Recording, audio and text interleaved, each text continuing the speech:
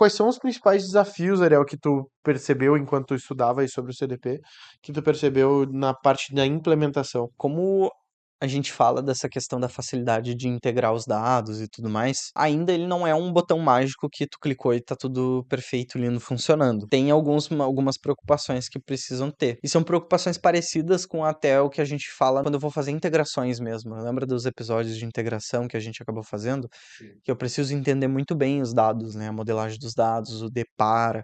Esse é um ponto bem importante, porque por mais que a ferramenta ela já seja aquele plugin, quase um plug and play, eu consigo conectar ela de uma fonte e trazer para outra, eu preciso entender muito bem a modelagem de dados ali, né? O que que aquele dado representa daquele sistema que eu estou trazendo e para onde que eu vou colocar ele. Então esse é o primeiro ponto, assim, que é um desafio e que precisa despender muito tempo ali, né? Ou um foco muito grande ali, é entender essa modelagem de dados que tu vai importar para dentro do CDP. O segundo desafio, e aí fala muito sobre integrações, fala muito sobre quando a gente. É um ponto que a gente fala o tempo todo quando a gente fala do cenário de duplicidade de dados, e higienização de dados, é a qualidade da informação, né?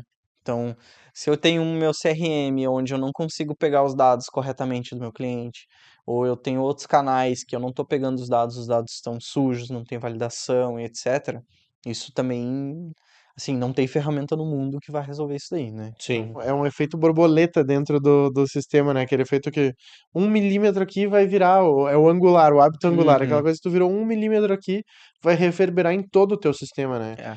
Todas as nuvens vão ser impactadas por um erro de dado, né? Sim.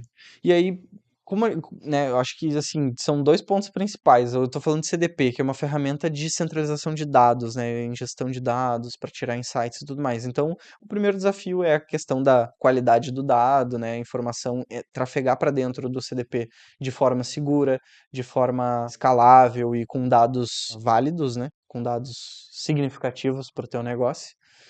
E a outra ponta daí é na operacionalização, na adoção, né, os desafios bem comuns que a gente vê aí de adoção e de treinamento, né? Então, de fazer bom uso da ferramenta, conhecer as funcionalidades para conseguir extrair o máximo potencial que a ferramenta oferece. Sim, treinar bem o ativo humano que vai lidar com a ferramenta. Show.